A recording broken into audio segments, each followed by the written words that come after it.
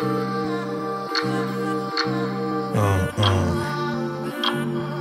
what you gon' do? Handle my bed. Handle my bed. Handle my bed. Yeah, yeah.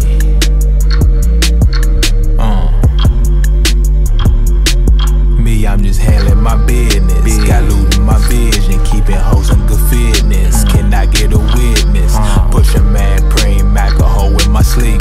Bagged up cash, shorty clocking dough every week. Trans Am got the rubber band in my sock. Raw Van Dam, watch me God sham with the rock. New wood grain thing, yeah, I'm copping the classics. My leather so soft, I'm sitting nice up in traffic. I'm mashing. I know you see me, nigga. Yo, I'd like to welcome you to the World's Motherfucking Greatest Podcast in the I'm trying to roll out. I can't do all that. But world. And today we got filmmaker extraordinaire, award-winning filmmaker to be precise, host and creator of Campsite Studios, also something called Bando Fest that you may have heard of before. I know you kids know about that. Dennis Williams, come on and make some motherfucking noise. Okay. With the pour up. My G. Good vibes. Yeah, you know, it's the High Coast Podcast. You know, it's only right for the good vibes. Okay, now my good sir Dennis, you are an award-winning, not just any filmmaker, an award-winning filmmaker. Yep. What is it like when that title was bestowed on you? What's that feeling like? I don't really think about it in that way. I feel like everybody can win an award in some capacity. To me, I got certain goals that set in mind that really make me feel like I'm successful, and I feel like everybody got their own measure of success. So I don't really think about it in that way. When you say the goals, what would you? Because like you said, everyone has different measures and whatnot. And award-winning for some might be, a peak success. But for you, when talking about goals, what do you see for yourself in particular as the goals? I want that EGOT award. I want the Emmy. I want the Grammy. That. I want the Oscar. I like it. And I want the Tony. So, to me, it's being recognized for my work. All I care about is my work. James know that. Okay, so that's James know that. I don't be showing my face. Why you coming to me early, bro? Why you Let me gotta get come to me into early? it early. I like that. He said he was the EGOT, and if you want the EGOT, I like what he's. We might have to do this. We might have to start with goals and work back because that gives me a good question. How did you get into this? Because for someone to want an Emmy, a Grammy, an Oscar, and a Tony, that's a lot of different things within the creative field. And not too many African Americans have achieved that. A few have. Yeah. A few, but it's Jamie, not Donald. Did John Lennon do it? Who? John Lennon? Not yet. He didn't get the Tony? John Legend? I'm sorry. Nah, he ain't the John Oscar. Legend. Definitely a Caucasian, man. Definitely a white man. Yo, Bro, really? I've been fucking up names all day. But John Legend, I think he is an EGOT. I thought he had an Oscar for one of the songs. Did he? Oh, okay. Yeah. Okay. But with that being said, how did you get into this? Because like we said, that's a lot of different. Mook said a lot of different things, and in particular, African American. Yeah. No, I studied in school to be a playwright. So I studied Shakespeare for 4 years. What school? I went to University of Dayton, and then I also went to UMBC in Maryland. Okay. So I studied in school to be a playwright. I read a lot of Shakespeare. What's your favorite Shakespearean piece of work? My favorite is probably Macbeth. My favorite play overall, Streetcar Named Desire, The Great Gatsby, of course. Is there a reason in particular for the favorite Shakespearean and the other one being just your favorite?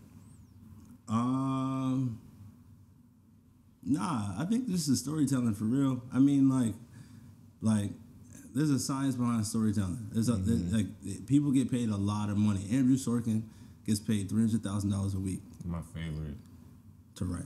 writer on TV. Right. That nigga Right. vicious. Yeah, right. And like Andrew Sorkin for the Chicago 7 had a budget of $35 million. All right, the other side of that same very story, Judas and the Black Messiah had a budget of $25 million. Andrew Sorkin's movie was shot all in a courtroom. That he gets budgets, he gets paid. Like he knows what his number is. He might make like $10,000 a minute. Right. You know what I'm saying? So like there's a lot of writers that I admire. And I'm just trying to follow the code. But yeah, that there's a science behind storytelling. I'm just trying to continue to perfect that structure. You know, a playwright is a 3-act structure. There's 3 acts when it comes to plays. There's 4 when it comes to movies. And then television is a whole different ball game, right? So now I'm continuing to be a student of the game. That's how I'm looking at it. What's the 3 acts? What's the 3 and 4 acts? It's just beginning, middle, end. Yeah, basically he just breaks down the story. Talking about structure. Yeah. Talking about So what's the 4th structure? part in that structure? Then you were saying it's a 3 versus 4.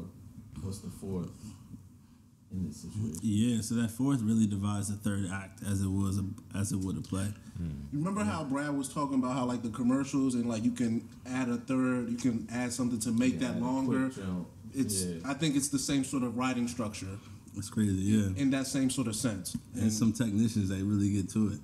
He He knows knows making $300K a week when they get like that's. I like that. I like a lot of the kids don't hear about that side of it. They only think that there's you need to be an actor. You need to be well. Let's switch to the Grammys.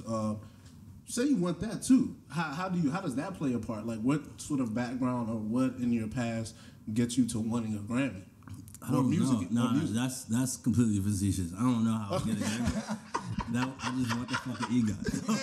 Hey, Dennis, off of that alone, I fuck with you. I fuck with you off of that alone. My man said, I know it's an award, it's an EGOT. Niggas is giving about IDs that. Hey, you know what, fuck it. All right, so let's do this.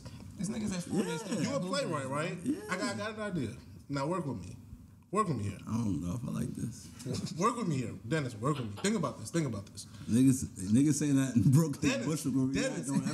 Dennis, work with me. Just think about it. Are you? I need an open mind first. Open? Yeah. Open? All right, cool. As a playwright, how about we like do some Shakespearean type of like, not Lin-Manuel shit, because that's a little bit too, but like some real like Boys in the Hood type soundtrack. So like not a comedy soundtrack, but some sort of like in between like spoken, you know, like we can use your playwright skills and get someone to voice it and boom. Now we in the Grammys. Yo, not to get like too in the weeds, but like I'm with that all the way because like some of the best editors, the directors, That's what I'm saying. be bringing out the music when they edit. Boots Riley, sorry to bother you, he made the soundtrack to this film. Bro, listen, you got it, and you got the words. We could get the little storytelling. So you rap? No. Listen, We've interviewed enough. we know. I can make it happen. Dennis, trust me. Just I thought we was right. Dennis. No. We gonna set up a story structure. Oh no, he does rap. You right? Dennis, Yo. All right, so Dennis, let's do this. We're gonna set up the story structure. This is your interview, bro. No. Listen, we're gonna set up the story structure. We're gonna let him Almost rap. 10 years ago, Can we bro. get And we're gonna let you play it on. No, we can't get a camera man, bro. You really can't. It's still shot, bro. He really can. We cannot get a camera man. He really can. I'm not editing this video to put me in this. I'm gonna let you know. The Salmon hoodie needs to go against the brick for sure. God. Come on. But listen, are we with it? Is everybody with it? Listen, With the Pat. if you rap, I guess. No, you rapping 39 boxes, bro. You know the rapper. 39 boxes. Oh, you never heard of that? No. That's his ain't know he had a critically acclaimed street Send me mixtape. the link. That's on Nah, my he hit it from us. It's only on like No, a it's on Dropbox Dap that a Diff, few nigga. Nah, that's on Dap Diff, nigga. Trust me. The streets have tried. Only a few people got the zip files. Like it's a very exclusive. I feel like if I did the podcast, It's like Detox. You know how niggas only heard of Detox? Dennis is being so foul. That's what it is. Yo, niggas didn't tell me that. All right, I didn't know you know that. You didn't know he was. We got a few of these. Nah. Yo, send me the link. I need that. There's All no right, so link. Dennis- I'm not leaving without the link. There's no link. It's no, There's it's no link. only a zip file. But Dennis, let's get back to you. We for a little- uploading at the Dropbox tonight. For sure. Dennis wants to talk about your rapper. Sick, bro. Sure. Finally, someone at your neck. I love Dennis, it. This nigga be in my nigga. Dennis is nasty work. I can already tell, but I like the energy. So you said you did okay. You told us how you kind of got in. What was the first thing you made, or first film where you kind of like dabbled and were like, okay, this is something that I can do or I do. Yo, the first check I ever got. This man goes straight to the check. I love was, Dennis. Dennis only talk about the checks. We talking about tactical shit, right? Like I was, yo, I'm not even gonna hold you. Like everybody got like a come up story. For me, like I had every chance to drop out of school. I was sleeping out of my whip, and I got a check from Funny or Die, it's Will Ferrell's production company, and I applied for this gig, and they liked my work, and they commissioned me to get on this project. So as a freelance like TV writer, they brought me on. They brought me onto this segment, and this was like 2012 maybe, and they paid through like it was PayPal at that point. PayPal in Western Union was hot at that time. Yeah. Like, Where were you living? I was living in Baltimore. Okay. Yeah, I was living in Towson, and that's when I knew like this could become a profession. But I mean, like I was brushing my teeth in the front seat, and then I was going to class, and I was taking 25 credits a semester part time. Time out, Dennis, time out. 25? Yeah, That's like two. That's like 2 semesters in one. What you trying to to get up out of there? I did not like. How many times did you do that, or just one semester?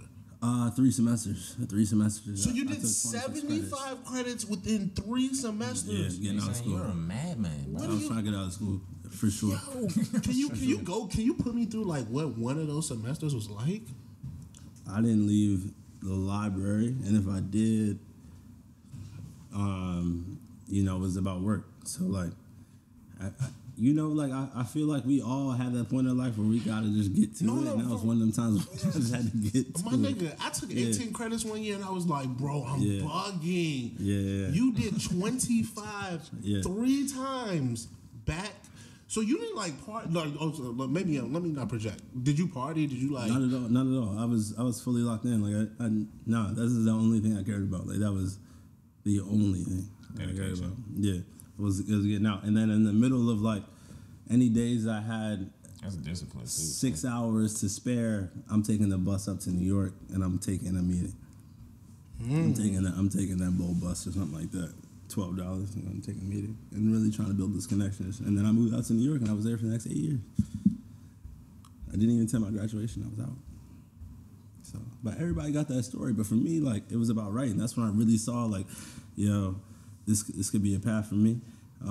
So, I was able to kind of transfer, like, that theater experience to That's crazy. more of that digital work on that television. I'm still bugging off the 20. That shit is fucking crazy. Yo, I was trying to get Superman. I was trying to get out, bro. I respect was not it. worried about nothing else. All right, so let's talk about New York. You moved to New York 2012. What is that grind like? Different city, all that good stuff in the industry. Is it hard? Is it easy? Is it what you thought it would be at the time, looking back? Yo, I'll be going into the city with no expectations. I feel like, That's what it is. you know what I'm saying? I feel like all of us do. Like, I don't try to set any expectations. I try to take it for what it is. But New York is crazy. New York is the lifestyle. You can get anything you want in New York. 4 a.m., 4 p.m. Yes, sir. Right? Like, you can get whatever you want. So, New York is a testament to your work ethic, but it's also going to test you for how hard you work, because there's so many distractions in New York City. So, New York was amazing to me. Every person could be a friend or another potential, like, not even client, but just like new opportunity. No, that's respect. You said, like, you keep talking about New York as it's like a past home. Is New York your past home? I feel like it. I was there for 8 years before I moved to LA. So yeah, I feel like it. What has the transition been like? Because I think that seems like the kind of writers kind of arc, right? You live in New York for a little bit, you do some shit in New York, and then you go out west to LA. So for you, we'll come back to some of your actual movies and films you've made, but for you making that transition from east to west, what has that been like, and what has kind of been like the biggest or the maybe not biggest, but the thing that's been like most eye opening? Yeah, no, I feel like I moved in quarantine though.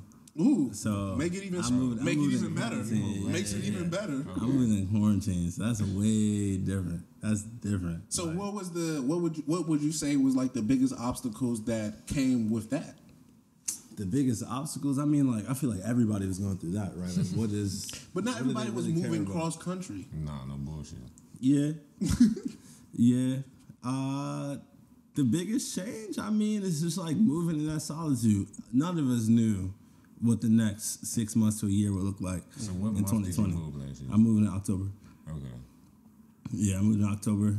So I just hit the 6 month mark in LA. LA and New York is different. Like LA moves slower than New York. Niggas don't really work that hard out there. Niggas move a lot slower out there, but like that might make for better work. You know what I'm saying? Like it might give you more space to really create and focus on certain things. New York moving so fast. Like you feel like you're behind the 8 ball if you just sit down in New York. If you sit down and if you go home and you sit down, like you feel like you're behind the mark. Like someone else is getting up on you, right? And I think that really motivated me through my 20s, but LA is just a different kind of pace. So I really appreciate that, and I think it's really gonna like push my work forward. I moved in a space where I feel like I've built my network in New York City, but I'm here maybe like once a month. So, let's talk about quarantine real quick. Not just the moving, but creating in quarantine. I was about to say, so like, what was that process? That was staying my next question. Yo, can I ask y'all a question? Because y'all creating in quarantine. Can we throw that back to y'all? Like, what's creating in quarantine been like? We still in quarantine, right? Right? Yeah. At first, it was it's easy. I mean, for us, at first it was nuts though. It's like we tried to do that virtual shit. I was never with it. It was cute, but You was never with that? I I never said let's do a podcast virtually. I said we can never. Everybody had to. No, We never did that. We never did it. Wow. At the end of the day, it's us three on the podcast. We even started all of this That's during what I'm saying. quarantine, like the lights, filming, all Oh, that. We wow. started doing quarantine. Oh wow. Yeah, I would just say before. Yeah, I would just say like We didn't have people on, but it was just us. yeah. I would Talking about say what we had to talk about. There's nothing to talk about, but let's talk. quarantine gave one better content. For sure. It's a world in which like we just had way more things to digest and kind of And we weren't able to sugarcoat shit too. yeah Like, talk it was, like, about real shit going in a on. far different way. And I also think it sort of grasped like want to be sort of a little different creative. So like the IG Live episodes. Yeah. Stuff like that in which like we would never probably have done and thought of doing in certain ways. Yeah, Stan, like, We end up doing I got because a haircut on IG Live. That while was- we were doing that. Oh, for real? yeah, that was because I was trying I tried to plan out my day, but my barber was late, so I was like getting lined up, Yeah, so literally Mook, getting lined yesterday, up. So yeah, this nigga got the clippers on his head. yeah, and I was just like, Crazy. Like that? Yeah, you see what I'm saying? Like wildin'. it was just no, Wow. we was in back home. You got the at-home delivery. Yeah, yeah, and I was in here. I was here right And he in the was- couch and he was right here in, on the in brick. New York. It was crazy. But that's the thing. I think quarantine allowed for like a what different month type was of that? creativity. What month was that? It was in the summer. It was like May. But my barber still comes to me though. Like I don't go to the shop. Wait, he was coming to you before quarantine? No, during quarantine is when he started coming to me, And he still is. and he still is. You know, we at the pan. You ain't We never at the going end back, of it. huh? When he opens up his shop, I might start going back. You ain't going back. I might not have to. But no, it's So now, since we answered, now you got to answer. What was the question again? What's it Creating like during creating in quarantine? Shit. I feel like all the indie niggas that had to like wear multiple hats are okay. Anybody that like is a one-trick pony is fucked. Anybody that can only do one thing and needs a team to like really pull stuff off and take an idea from conception to production is in trouble. So when you say idea from conception to production, I think Yeah. that's an interesting concept. Yeah. because what does that look like? Does it look like the actual filming? Is it the actual finished product? Is it like what at that point do you think this idea has now become constructed or is getting into the realm of construction? I mean, every idea we're pursuing is in the realm of construction. From the initial inception of the idea. Yeah. For sure. But like for you, what is the tangible? When does it become tangible, at least in your mind? Yo, as soon as we got an idea we're passionate about, it becomes tangible to me and it's on the board. Like Weezy and I got some early ideas as far as the narrative podcast on the board, and that's much earlier than a film that is in pre-production that's raising investment for a feature film, right? Like those are very different stages, and I think it's helpful for us to have those ideas in different stages because, you know, when you have like any entrepreneur, any creative, we're gonna have multiple ideas, and when we can create some level of process in them, that's when we really win. Like those small wins are big to me when we create a process around them. So I say like we have small ideas that are going to be very big in 2 weeks and are going to ramp up very quickly. But there's another idea that might be a feature film that might take 3 more months to get to a level where we are opening that discussion to more and more people. I like it. So I think that question changes with each project. Exactly. No, that makes sense. That makes a lot of sense. Who's the team? You say you got people to run everything by. Like, who's the team? So we got Campsite Studios. I'm the founder of Campsite Studios, director and writer there. Can I stop you real quick? Can you talk about Campsite Studios? For sure. So Campsite is focused on elevating diverse voices, minority voices in particular, through narrative film. A subset of Campsite Studios is Bando Fest. Bando Fest is focused on programmatic networking that actually brings these narrative stories to life. So we do that through specific events and mentoring, right? And James is very much a part of that. I didn't know he had an album, but we're gonna have that conversation after the fact. So I hate to cut you up, but get back to his original question. Let this go. And I fucking love it. I want to get back to his original question. What was your original question, James? The question was, who's the team? I don't know how that got back to me having a album. I had to get about Campsite in. I like that. And Bando Fest. That still has nothing to do with now. You definitely have a mixtape. He was talking about Bando Fest, how you help, and that's one of your. I get the zip.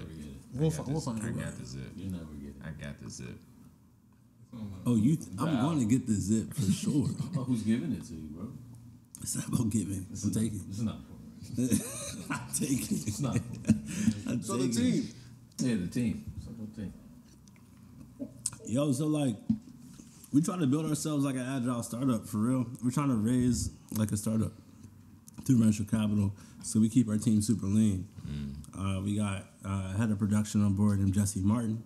We got a line producer and creative producer named Jared Atkins. Then we also have a PR and go-to-market team. And then we hire out our production per project. So I'm here in New York. I live in LA, but I'm here in New York for 3 productions. And each of those involve very different teams. We're working on 2 documentaries out here. I'm super excited about the work we're about to do. I love it. Is there any way, because I know you talked about a podcast, I know you talked about some other productions that you have in the work.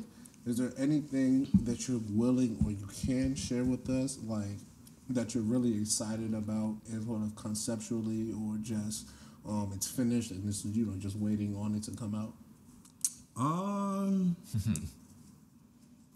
don't got the elevator pitch down yet. We just did a film called Balcony in Brooklyn, which is about a party in quarantine. Well, I was about to ask you we about just that. sold to the Source magazine. Well, ask your question about Balcony in Brooklyn, then I'll ask mine. No, I was honestly just gonna ask him to expound on it, because I just saw, like, I was browsing. I didn't really get to dive into it. I was just browsing and saw like the picture for it, so I just wanted to know what it was like, what it was about.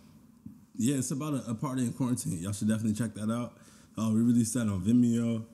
in partnership with a few different sponsors, but like that was really just like the community coming together. It's led by Nick Cregan, who is the lead of Law and Order SVU right now. It's supported by Chike Ade, who is in Power Book 3. He's a lead. There's so many other talented actors. Rennie is in there. Shout out to Rennie. Trav Q is in there. Shout out to Trav Q. There were so many other talented actors in that space. We really just wanted to capture the moment, so we shot that. That was a one-day shoot. We shot that in 8 hours in Brooklyn. We just recently sold that to the Source magazine. So the Source magazine is launching on Amazon and Apple. So congrats! Make some noise for that. So yeah, you'll be able to catch that there. That's dope. I have another kind of fuck. It just slipped my mind. That's why I didn't stop smoking so much damn weed. Fuck. Oh yes, you said it was shot in one day, but you also wrote it in one day. Is that correct? Yeah. Yep. So what is that creative process like when you are deciding that, hey, you know, I'm about to start something? When did you, like, is it like I just need to keep going, or is it just like, hey, you know, it worked out this way? I don't think I operate well and just like not having anything to do. Okay. Yeah, I be trying to get to it. I think I keep people around me that's like always on that too, and that can be frustrating at times. But and by that I mean everybody's always on go. So obviously, like you're gonna feel like there's always like a need to slow down. But I don't do well with not having like something in motion. So yeah, I think that was a motivation for in some part, but you know, mostly like as a creative, you want to have a statement on something that's going on, and there's no way I could live a year through quarantine and not have something out there that kind of speaks to my perspective on things. So it's really just about a party that goes on quarantine, and it'll probably mean more in the years like down the road. You know what I'm saying? So I got a question, Chad. So how do you go about getting your cast? Like, cause you do indie films, but like you have like people like Denzel. That's some pretty good names in there. You know what I'm saying? Like you got names in your films. You know what I'm saying? So it's just like, so how do you go about getting your casting done, and then completing selling them your projects? Yep. So Denzel Whitaker was a special case. We just DM'd him. For real? Yeah, that's it. Yeah. Wow. Yeah. Kids, yo, like go in the DM. If there's anything we've learned in our New York trip has taught us slide in the DM. Yo, take like your time out of them IG ladies and like put your work on Listen to Dennis. Squarespace, on Wix, whatever. Like as far as you can package your work is as far as you gonna go. Cause niggas don't got time. We got 50 seconds to see what your story is, right? You know what I'm saying? As soon as you can package that and tell us a clear story from start to beginning, whatever, like beginning to end, like whatever your end is at this current moment is what's gonna help you along. Not even what's gonna help other people understand you, because as soon as they can figure out like what you're about and like quickly get that summary, you know, they're more willing to work with you. So he saw our work. He saw what we've done so far. Clout alone has won numerous amount of indie awards, and now we're making that a feature. So, wow, congratulations! Thank you. It's all good. You can share where that's coming, or that's under the wraps. It's contractual. It's low key right now. I feel that. You know what I'm saying? That's why I gotta ask. I gotta preference some of the way I ask some of these questions. I like the fact that you said something earlier about like you are kind of, I don't want to say high strung, but you're always on go. So if people aren't really like with it, it's hard to work. And you talked about moving to LA and it being slower. Was that a noted thing that you were moving to LA to maybe change your scenery and hopefully your work style, creative space? Mm-hmm.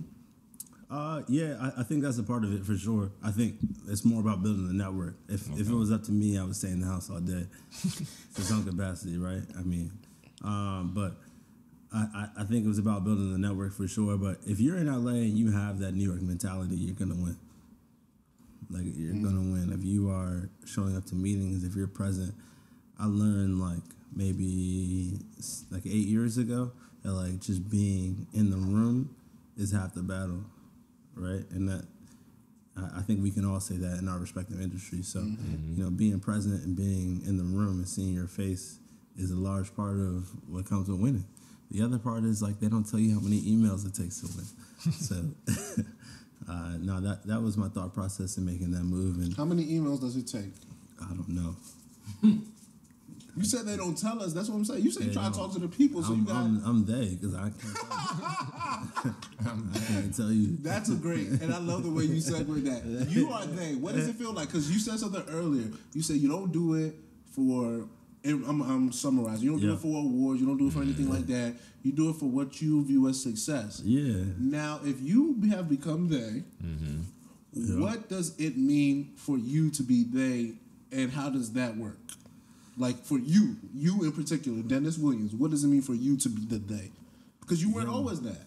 No, I think it's It's just understanding where your own filter is and what you think is successful. Because if you do some like monumental stuff and you still don't think that's enough, you're gonna go home upset.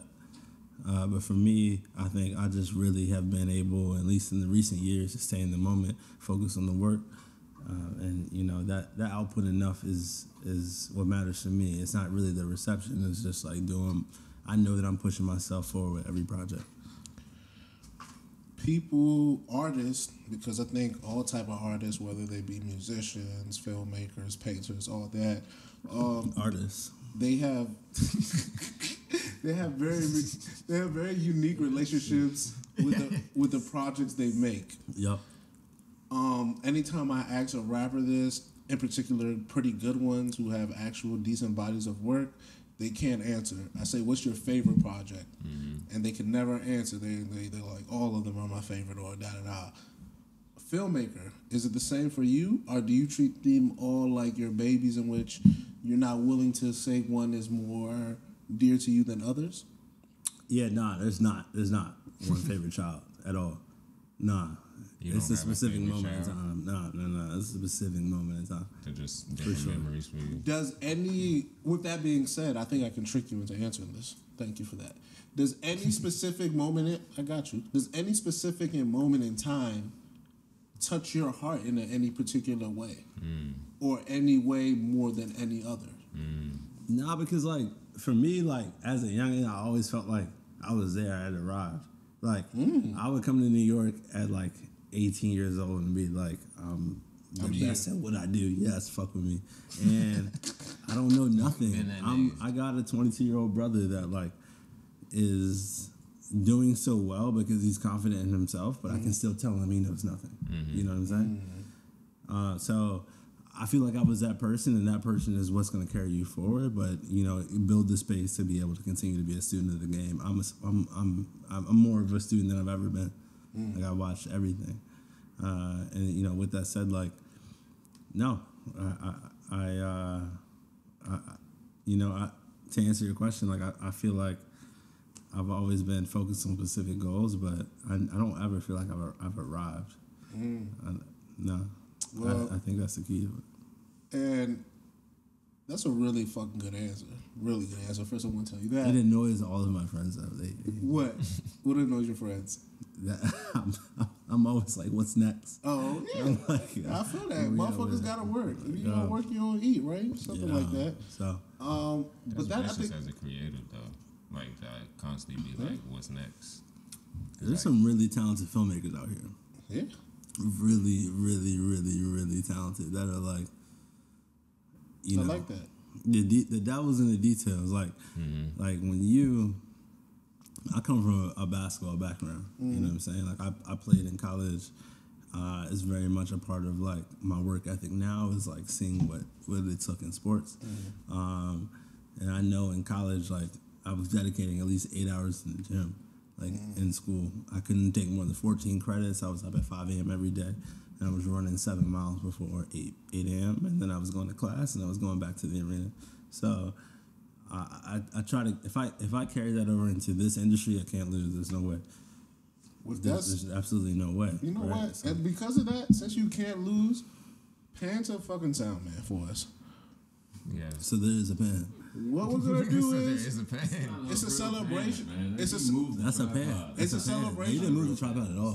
He didn't. He didn't use a tripod. He really did. Are you giving me stage direction? I know. Can you do that again? Oh, I didn't know he had that capability. I'm sorry. With the I didn't know he had that capability with a tripod. with the celebration. He slid. Since it's a celebration, as y'all can see, Soundman I was is gifted out this. here. I was gifted this. Don't say Soundman was anything. Can I finish my Oh, go statement? ahead. I'm sorry. Soundman was out here gifted by the extraordinary filmmaker, award-winning filmmaker Dennis Williams. I'm talking about him like he's not sitting right next to me. But he brought us this lovely bottle of rosé, and normally people don't bring us stuff. That pan is hard. So since he was willing to bring us something, it was only right we popped this bottle on camera. That shit hurt. That shit hurt. Soundman, bro. are you gonna pop the bottle? Oh yeah, I was letting you get your shit off. I mean, I had finished and you were just laughing. So. Need some glasses, brother. I brought it here. Love it. So, I knew what the case was. Oh, this is to Dennis Williams and the High Coast Podcast. Many and much more success to both. For sure. So, Dennis, as we pour up, I think you have a lot of. Well, you haven't told us any of these goals, but they're lofty because you've already accomplished so much, and you're trying to be modest about it. Is there one goal in particular that you can share with us, or that you think you can put in the world that you really, really want? Like you really is like that's the goal. Other than the EGOT. Other than the EGOT? No, the EGOT was jokes. We knew that. No, it's not jokes. It's not. Niggas don't just bring up EGOTs and It's just not be jokes. like, I'm It was jokes and not jokes. You know what I meant. Nah, We're gonna work on that Grammy though, Yeah. because everything else is not jokes. It's just the Grammy. We We gotta. gotta work on that, right, James? Yeah, you We, gonna give that to the guy. No, the Oscar. The Oscar is what I need. that's what I'm saying. The Oscars, as we gonna get that. That's not the issue. It's the Grammy. That's why That's why I said we're gonna talk about that later. Yeah, but the no, Oscar, but okay. the goal that I want is the Oscar. For I sure. love it. Is there any type of so now let's just since we've had a good conversation so far. Oh, let's do a little bit background about you. Where you from? Like Columbia? I'm from Maryland. Yep, all over. I went to 2 middle schools, 3 high schools. I'm from Maryland, all over. I've seen every part of Maryland, even your domain, Your domain. Prince George's County. You what can you tell us? Gorgeous Can you tell us what James said to you about Prince George's County? Yo, I'm so happy you reminded mayor, me. He said he's the mayor of PG The County. city, is on my back, bro. The city of what? Yo, we need another pan, bro. Please. He said the city is on your back. Yeah. Listen, guys, we did not say Can we that. put a picture? Yeah, he put his We can picture right here. As I said, listen, I said it in a very joking manner. Niggas took it mad serious, bro. No, Never we in didn't. my heart of hearts like, you know how big PG is, bro? For me to say PG is I'm the mayor, my nigga. But all right, well, He's the mayor of PG. As y'all My can part see, of PG you do the post editing, My right? part of PG relies on me, bro. Okay. Well, Northern- I can say this. You don't support you're in Big Central. County. Yeah, That's Bowie Central. re- That's Bowie- Central. Be specific. Be specific. That's Central PG. Be That's Central. specific. You Nigga, don't you support never Victor. voted, You bro. don't. Chill You out. don't support Vic Oladipo. Charles lives in New York. Oh, we can bring this up if you wanna talk about it. Y'all Best know friend, this? best friend is back there. He don't support Vic Oladipo. You say you from Why? PG. Why don't you? Never been a fan of his. I Why said not? retired like a week or 3 ago. He told us he should retire. That's what You I'm know what he saying. did on Thursday? He damn Yo. near That was busted his before you kneecap. said. That's crazy. Why Busted you his doing kneecap. that? Doing He the said that gap. before. Time out, He time said out, that time out. before. You He say said that gather. before. You're Hold on, gathering hold to on, go. hold on, time You're out. gathering to Hold on, go. hold on. He First said of that all, before. first It's of just all, seeming like what I said is right on time. First of all, that's not It's cool. right First of on all, he's time. from home. He's from home. That's I bad, gotta man. support everybody from home. No, but that he ain't hurt Yes. nobody. Yes. Also, I He's played a mayor against of him in PG. CYO, so he's not that bad. Like, he's cool people. He's definitely a cool guy. Like, what? That's Never said he wasn't cool. I just said, bro, you're a journeyman at this point, and you just How's he a journeyman? broke your knee trying to gather for a double. Broke his knee. I don't know what he Journeyman is did. kind of Journeyman is kind of a stretch, right? Journeyman's a stretch. How many teams have been on? This 4? 4? Out of how many years? 8? Did it make 10 yet? So 4 out of 8. Didn't make 10. Listen, So 4 out of 8. 10 years. But your man told I me get what 8 you're saying. years. No, 4 I get out of what you 8. listen. You're not a journeyman at that point. I get what you're saying. You're not Yeah, but wrong. You're not He's wrong. been on 2 teams. You're not in a wrong. year. Right, exactly. saying, That's it's not exactly wrong. what I'm saying. What the They've been on 2 teams in a year. I'm about to say it's not Sure. wrong. So the But other there's some 7 context. Like there has to be some context here. Every team he goes to now, it's just like, all right, bro, what are we here for? You know what I'm saying? Before the Miami, it's like, what are we here for?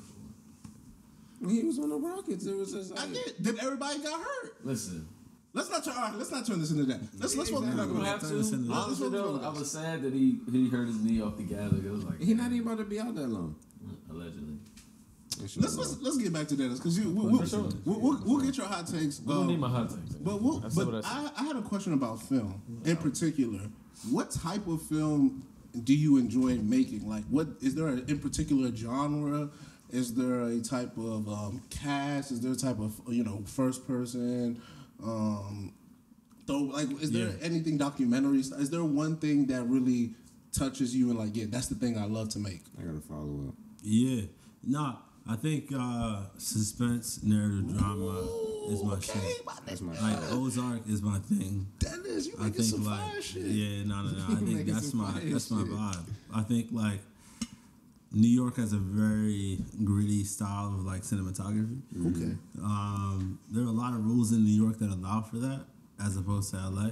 But there's a specific Is there anything style that in you can there. like explain to that, like touch on that, Yeah, for you mean people about who don't rules. understand that? You can get lenses for a lot cheaper in New York City.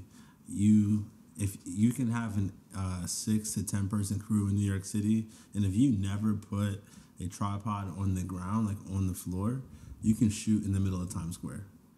That is impossible to do in Los Angeles County. You need a permit in LA. Those two worlds are very different. But with that said, that means that there's a lot of grassroots like guerrilla shooting in New York.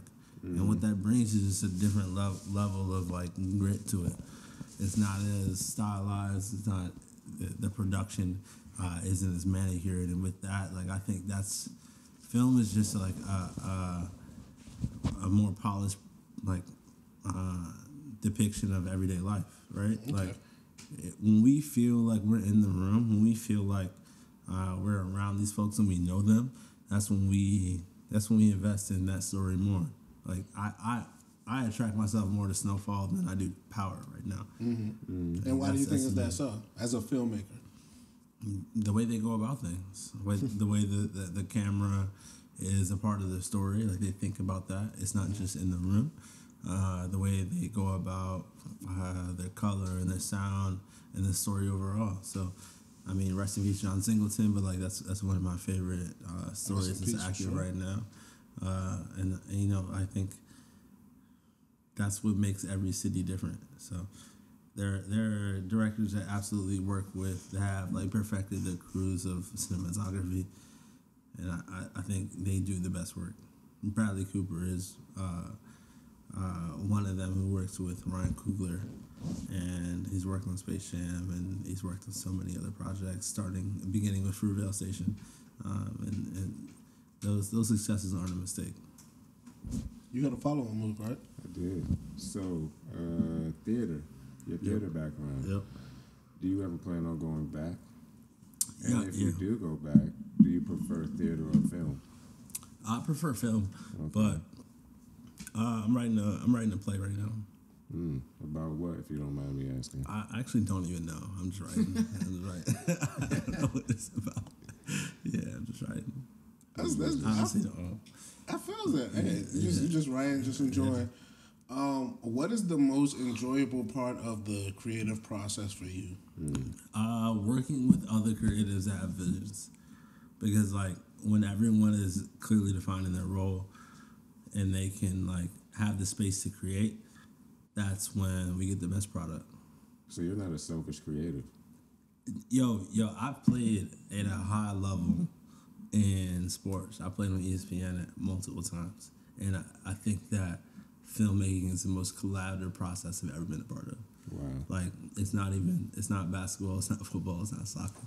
Like filmmaking is the most collaborative process. Like we have to really hand off every step of the way, and if you don't, you won't reach your final product.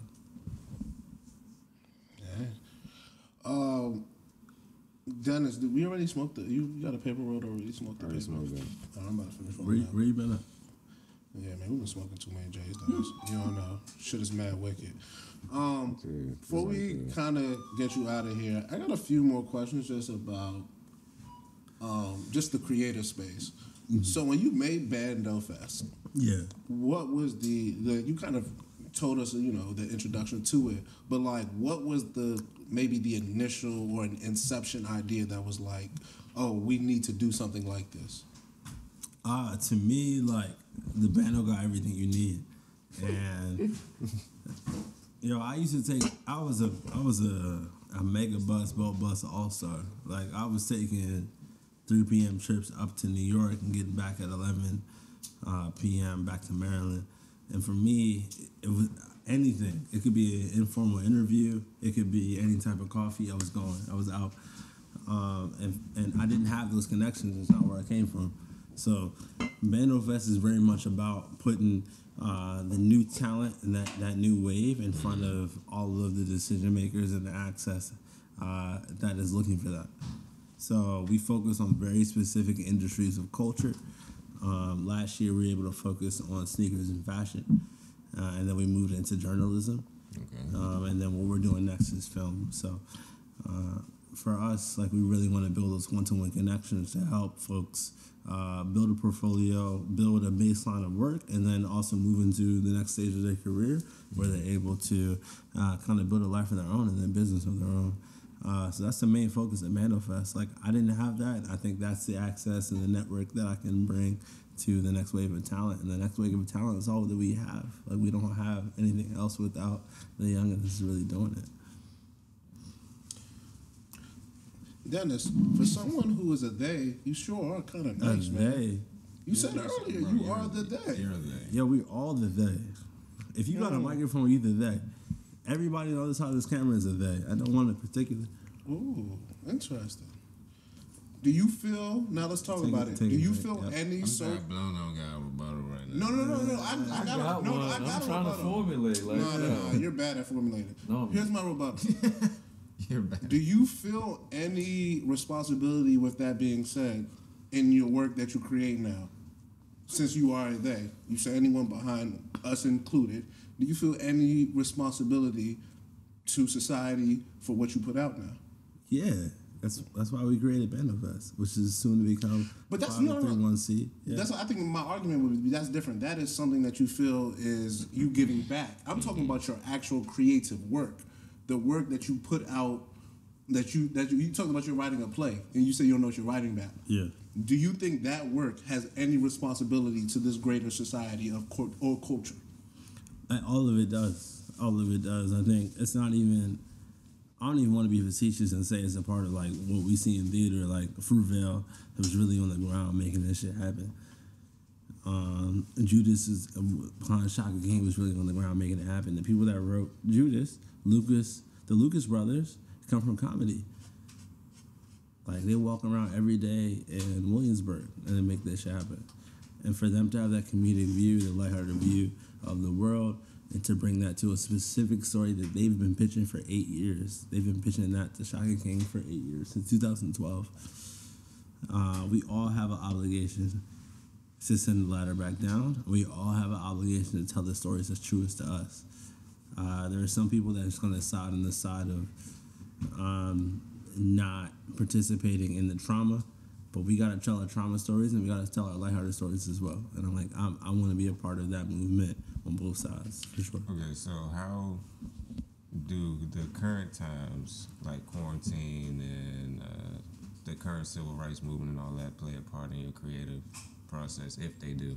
Yeah, no, Balcony of Brooklyn is the most direct response to that. Okay. Just showing y'all like what we going through right now, and that's just not about Balcony of Brooklyn. Is about those that are marching outside and those that are drinking Casamigos inside.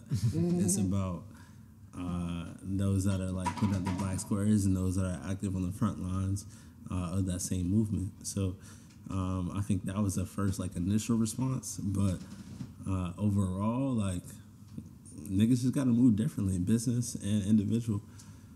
Like, gotta move differently.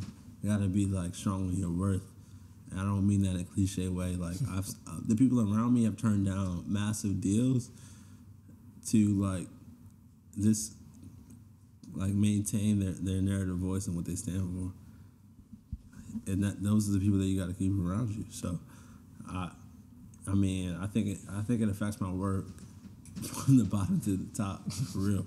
Like we can't go into 2021, let alone 2070, moving forward, without acknowledging this space. So this is the time that we all have to sit down and really focus on what's happening right now. And the pandemic is far more about our health. It's about social justice in the U.S., globally.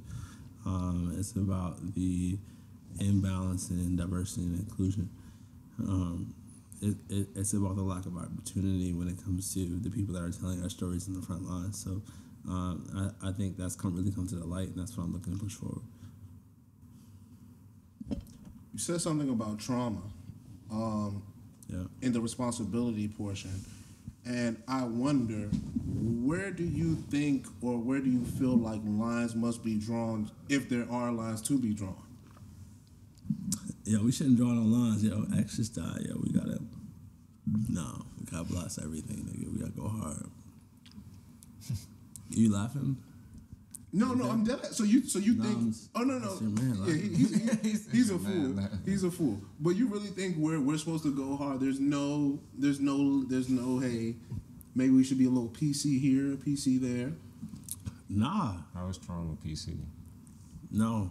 I'm saying showing it. I'm saying exploring that to other people, to giving that to. You don't show kids certain shit, right? Or certain things aren't made for certain people. So I wonder. Once again, as a creative, do you feel any responsibility in the trauma levels that you maybe show? In particular, because you're talking about Black stories and Black voices. Yo, I think the best thing that you can do for the future of the people that are coming before you, particularly from a minority group, is to tell your most honest story. If you do not do that, you are doing a disservice to everyone that comes after you.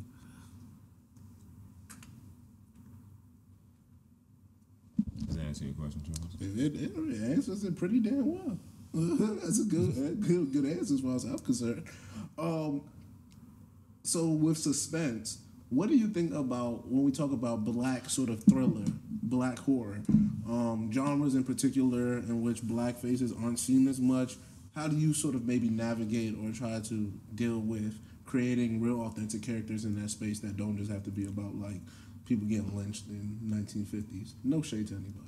Yo, there's always going to be a need for like to tell our past stories. People really don't know how we got here. You know what I'm saying?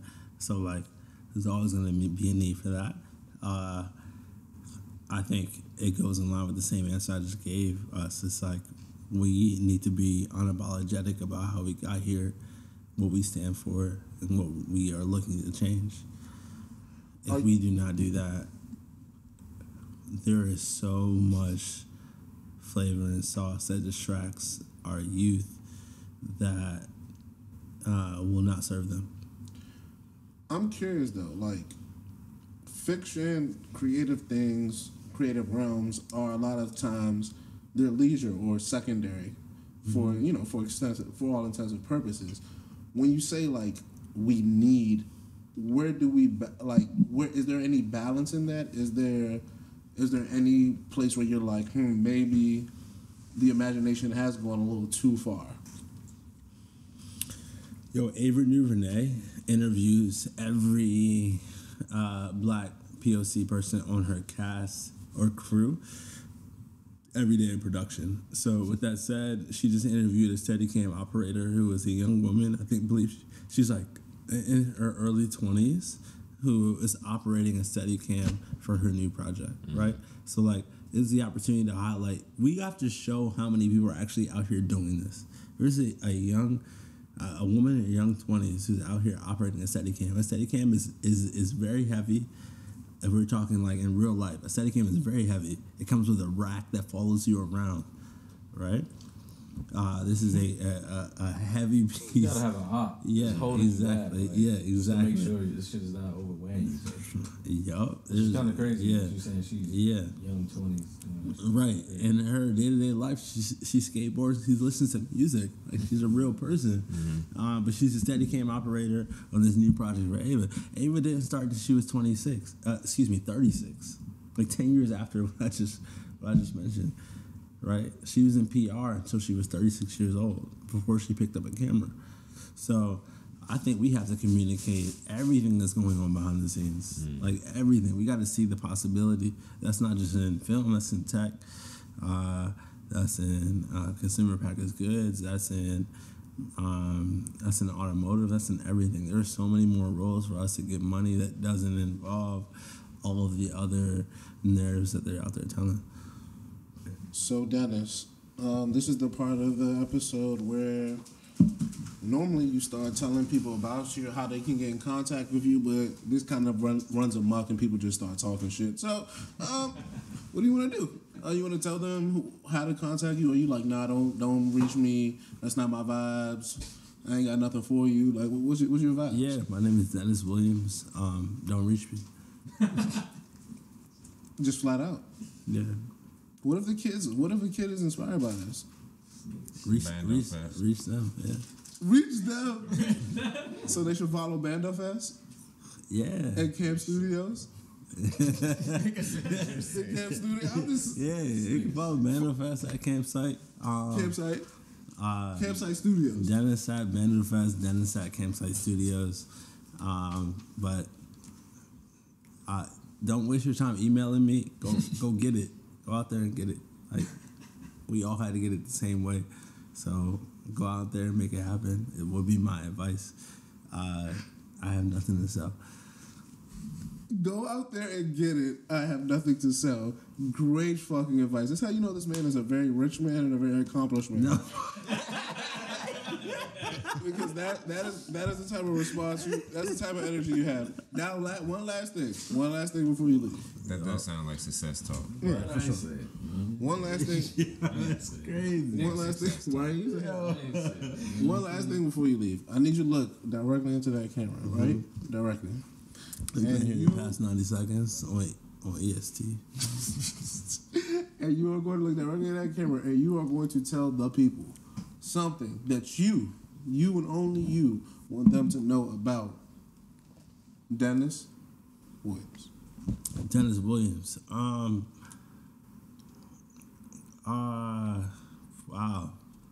Know about me. I hope we can cut out this gray period to really lock in on this statement. I'm not always sure about this statement. I guess that's the lesson, that every day is going to change. You got to just stand by what you stand by. If there's anything that you're passionate about, they're going to be the people that are closest to you. They're going to ask you to deter from that. And it might even be for a brunch, or it might be for a project of their own. But just stand by what you're passionate about and unapologetically make it happen, regardless of what's in front of you. There's no other option. There's no phone call or email that's going to change that for you. You're the only person in the driver's seat of your own projects and your own life. I normally don't do motivational speeches, but you got a motivational speech. Shout out to Dennis. And our guests have been dropping some knowledge in New York this weekend, man. Listen, if y'all don't take the gems, it must be, it's the weed or the couch. It's New York. Relax. No, we ain't gonna do all that. We're not doing all that. That's why we came here, man. We're not doing all that. Dennis, any final things you want to say? Oh no, Dennis. This is how we can leave off. What's your favorite movie of all time? I don't have a favorite movie all time. Dennis, you don't got favorite anything. Goddamn. I'm about to say, what do you love? Damn. Besides your own shit. Oh shit. Top And he movies. still said it. All right, give me a top 3 or 5. My own shit. Oh, shit. So, Truman Show. Okay. The Prestige. Go check that out, please. Okay. I'm good in the backwood. Your own shit. There should be a level of YouTube that you just spend 40 hours on. Go to YouTube, please. Lastly, any of the Dark Knight series from Christian Bale. I think why that's important is like he made that in the middle of like two of the most famous movies of all time. He stepped aside and wrote a script and directed it and put the production together even before Inception. So people are doing great work in the moment. If you can stay in the moment, you'll get the best out of yourself. So I would look at those series and really like put some context to it and understand what he's done. But those are my favorite movies. Damn, that's a good shit. I want to ask you a few more questions. Who's better? I seen this argument on Twitter. Jamie Foxx or Will Smith? I don't have an answer, bro. Yeah, you want to work with both of them in the future? Okay, that's cool. Yeah. What was the question? What was it as far as his acting though, or like in general? Yeah. Like not say shit about them. Yeah, I mean, yeah. Acting? Yeah, it was His acting? It's real shit though. I might take Jamie, bro. Okay. All right. Who He you did taking, great, Lou? bro. He did Ray Who you Charles. taking? That's kind of crazy. I'm You staying. ain't validated until I'm staying. Taking, No, but I'm saying- Jamie. That kind of pushes over the edge when you're talking about prolific characters that either one of them did. I think Ray Charles trumps He ain't do The, Ray Charles. That nigga Trump's was Ray Charles. his Muhammad Ali for sure. I mean, if you're Is talking there- about prolific, Whoa. yes. Is there? Yo, can we pay? You can pan to me again. You can pan to me What again. Will Smith did for Muhammad Ali's role is ridiculous. Nah. Yes. All right. One last question, and I swear this is the last question. Absolutely. I swear this is the last question. Absolutely. Listen, we do this all the pounds time. in muscle, bro. We deal with this all the time. It's nothing. Like he had to realize Y'all ain't changes. watched his Ray. This is like a life and Tuesday. diet. It's Y'all like a ain't watched Tuesday. Ray He then. had to learn Arabic. Y'all ain't watched Ray. It's like a Tuesday, bro. What's Not even a good big with deal. your Not even a big Y'all ain't deal. watched Ray. Not even a big I deal. did watch Ray. But my final question: A blind Is joke. there an Off this. Nah, y'all bugging me. He been a piano player and a singer. Yo, are you serious? Did you watch all 4 hours? To learn how to box, Okay. I was there. they got to get Was in you there? boxing shape. Yes, I was. Alright. Not fucking. So with my Will. question: You know David Ruffin is? I do. Okay. Go ahead. Ain't nobody coming to see you, Otis. Ain't nobody coming to see you, Otis. Y'all is fucking too fucking much. What the hell wrong with him? He's wild. But all right. I'm wild. Is there an acting performance? Is there an acting performance that has blown you away Ain't nobody coming that to you've see been you. so astonished by? It's an affinity. Music performance? No, just well, no, we talked about your Grammy already. Acting performance.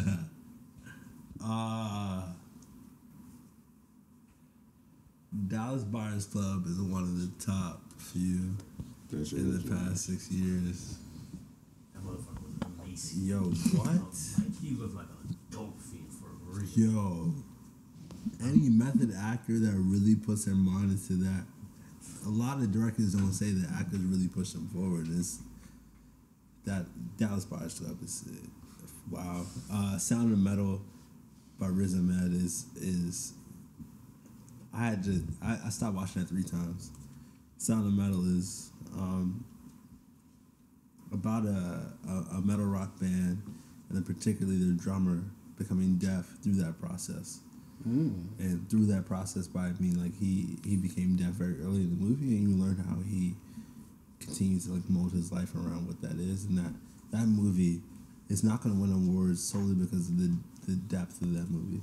Sound of Metal, Riz in himself he's one of the most talented actors of our decade. We don't give him enough props. He was in The Night Of. Do we remember The Night Of? I do. About like 6 or 7 years ago. He is amazing. So those performances push me away.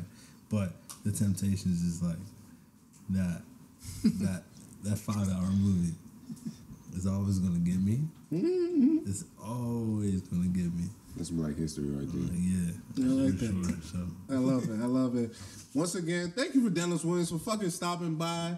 Hazy in Brooklyn. So how you, speaking of Temptations, I got a full last question for you. So do you think Leon is a good actor? I do. I I like that. My man's been trained, bro. Once he didn't answer the Jamie Will Smith, you knew what was coming, bro. Everybody's great. Everybody's amazing. I'm standing on it. No, he said fucking the money of this? no, he said the Temptations. It was just like I'm standing on it. That Temptation movie is incredible. I love for sure. Crazy. Epic. Crazy. Bad drama too. Very, very messy. We out. Crazy. Thank you guys.